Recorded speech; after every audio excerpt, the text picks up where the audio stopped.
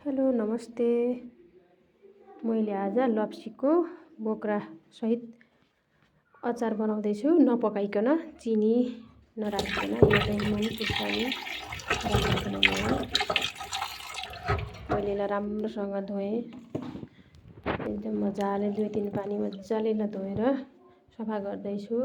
एकदमै फोहोर आउँछ यसमा, कालो कालै, हजुरहरूले पनि देख्न सक्नुहुन्छ। अहिले यो अचारको लागि चाहिँ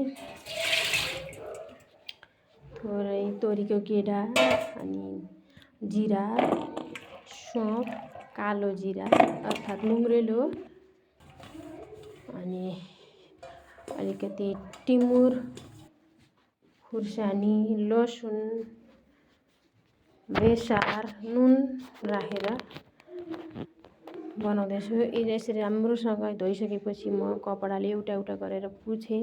पानी छैन यसमा। अब म यसलाई घाममा लगेर मजाले, पानीको मात्रा केही पनि नरहोस् भनेर सुकाउँदैछु। यसरी मजाले घाममा सुकाएर यसलाई म बट्टामा राख्ने हो। अब यो अघिको यो सौंफ, कालो जिरा, तोरी, टिमुरलाई राम्रोसँग एकै ठाउँमा राखेर हल्का तताउँदैछु। धेरै बेर नतताउने। यो पटपट आवाज आएपछि यसलाई हल्का बास्ना आउन थाल्छ, अनि निकालेर मैले यसलाई मिक्सरमा पनि राख्दिनँ। यसरी मजाले भुटिसकेपछि म यसलाई लोहोरो र सिलौटोमा राखेर पिस्ने गर्छु। यसरी लोहोरो सिलौटोमा राखेर पिस्दा चाहिँ एकदम यसको ओरिजिनल बास्ना आउँछ, मिठो बास्ना आउँछ। यसरी सिलौटोमा राखेर एकदमै मिहिनेतपूर्वक मैले थोरै थोरै गरेर पिस्दैछु। सबैलाई एक ठाउँ मिक्स गरेर। टिमुर हजुरहरूले धेरै राख्यो भने एकदमै बिग्रिन सक्छ, मतलब खाउ हुन्छ, एकदम तिखो हुन्छ। यो यसको स्वाद चाहिँ अलिक परपर गर्ने खालको हुन्छ नि त, त्यो धेरै राख्नु हुँदैन। 1-1.5 चम्चा जति राख्दा हुन्छ। मैले 1 चम्चा जति राखेको हो। अरू चाहिँ हजुरको स्वादअनुसार ठिक्क चाहिँदो मात्र राख्ने हो।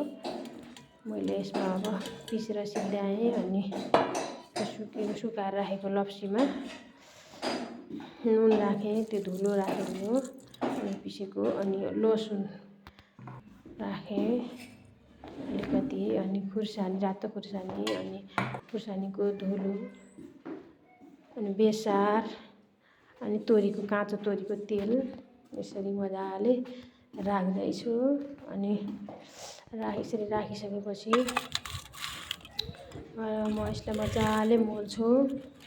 फर्काइ मोलेर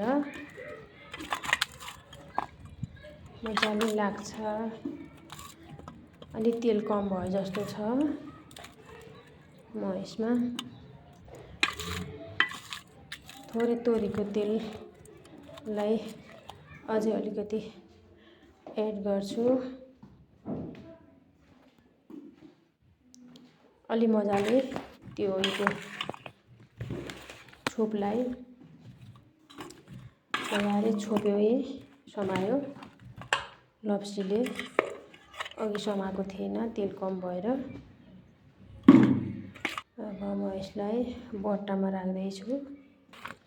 अब यसलाई बट्टामा राखिसकेपछि भर्छु, अनि घाममा लगेर 15-20 दिनको लागि घाममा राख्ने। 15-20 दिन पनि राख्नु पर्दैन, 10-12 दिन, 15 दिनभित्रमा यो खानाको लागि रेडी हुन्छ। एकदम मिठो स्वादमा, फरक स्वादमा यो अचार तयार हुन्छ।